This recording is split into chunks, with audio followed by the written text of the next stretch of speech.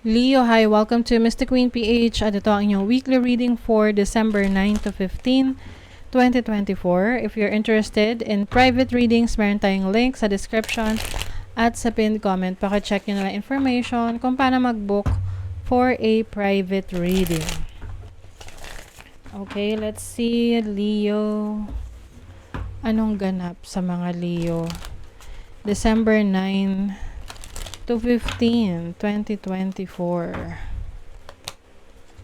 Peace. Uy, kapayapaan ng isip. Napakaganda.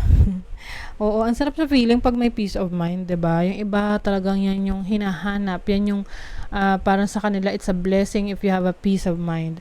So iba sa inyo, maaring you will also isolate yourself. Yung tipong iiwas ka muna sa gulo, iiwas ka sa chismis, iiwas ka sa mga anything na gugulo sa isip mo.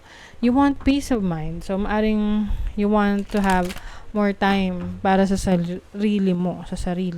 Okay? Pwede rin meron ditong may kipag-ayos, may kipagbati sa'yo, gustong ayusin yung connection nyo, friendship, relationship. Okay?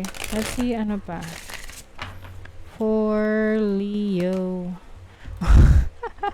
O, diba? Oh, forgiveness.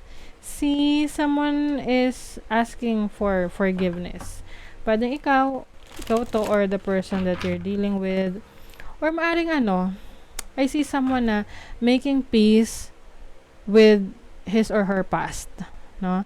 So, it's like you forgiving yourself dun sa mga bad decisions mo or mistakes mo.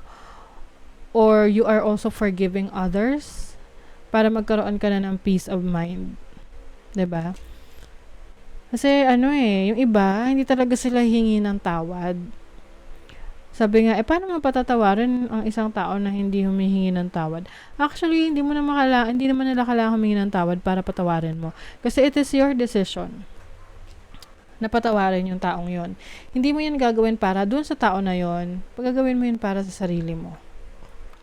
Para mapalaya mo yung sarili mo, para magkaroon ka na ng peace of mind. 'Di ba? Cycles, moonstone. So, maaring may mga bagay na, I think you are breaking a cycle, Leo, na sa tingin mo na paulit-ulit na nangyayari sa buhay mo na ayaw mo nang mangyari pa. So, you are breaking that cycle kasi na-realize mo na it's too much to bear. Parang masyado nang nakakapagod, masyado nang nakaka-stress for you. So, you are breaking a cycle. This can be any cycle na sa tingin mo is no longer serving your highest good. Pwede rin yung bisyo, unhealthy habits. Let's see, for Leo, overall energy, Eight of Swords. See, may iba sa inyo, you are overthinking, you are overanalyzing things. And with the Eight of Swords, ito yung mga non-existing naman talaga siya. Mga bagay na hindi mo kailangan problemahin. Okay? Pero minsan kasi, yung iba gusto talaga ino-overthink ang sitwasyon kasi yan yung way nila to protect themselves para makaiwas sa mga possible danger, no? Let's see your challenge. Page of Cups. Alam nyo, yung iba sa inyo nahihirapan kayo na i-divert yung attention nyo sa mga bagay na makapagbibigay sa inyo ng kaligayahan or malilibang kayo. Let's say, may mga bagay na overthink ka, pinoproblema mo,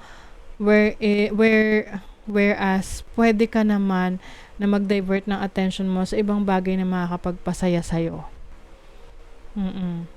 'Di ba? Let's say, may problema ka, you are thinking about a person from the past. Pero yun lang laging laman ng isip mo. Pero dati, madalas kang mag-jogging, mag-badminton, mag-painting.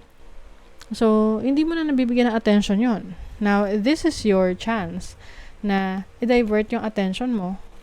Dahil, pag nakaalis ka sa ganitong sitwasyon na parang limited ka, you will be able to think about a lot of options, opportunities, solutions, no, sa mga kinakaharap mong challenges.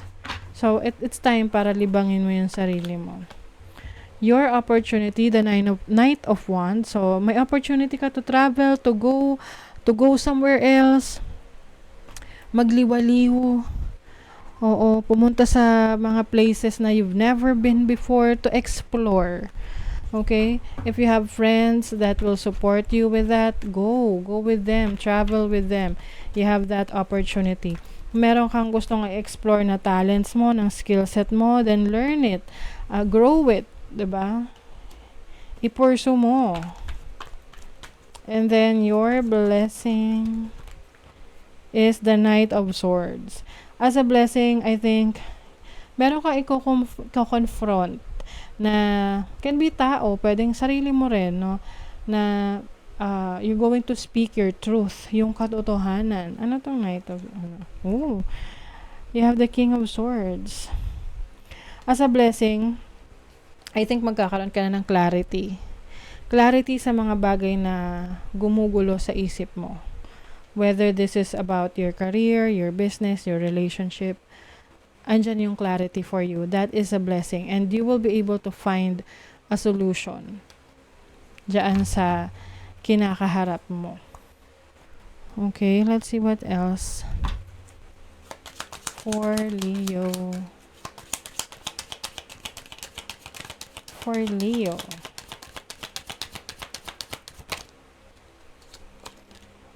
Clover. Clover, this is about potential. Potential mo para may ma-attract na fortune, may good luck.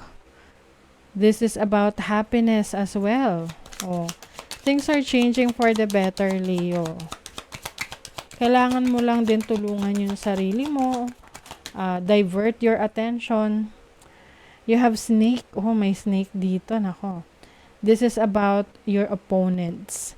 So, wag mong hayaan, no, na yung mga taong against sa'yo, like even your hidden enemies, na magtagumpay sila, that you are in a situation na miserable, namumroblema, or having hardships. Wag mong hayaan na maging masaya sila doon.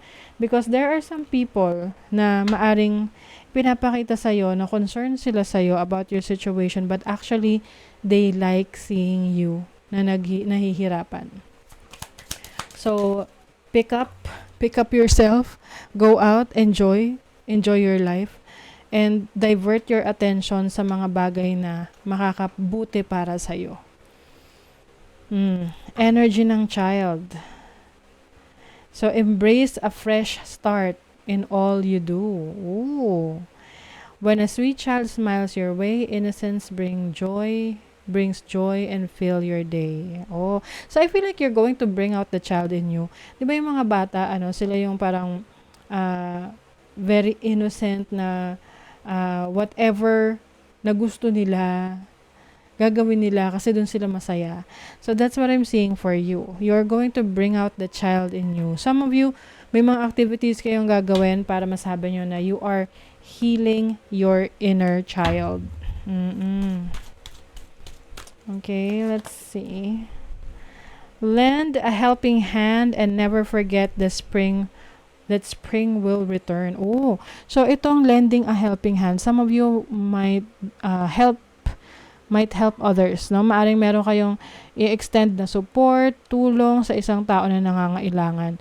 And rest assured, no, na yan ay meron kayong makukuha dyan in return, na tipong hindi nyo naman gagawin tong pagtulong na to dahil alam nyo may makukuha kayong something in return. But if you do this with all your heart, you will be rewarded. Ang pagtulong hindi lang naman yan sa financial, no. This can also be sharing your knowledge, your skills, Parang, lending a helping hand to someone. So, this will bring you rewards in the end, okay?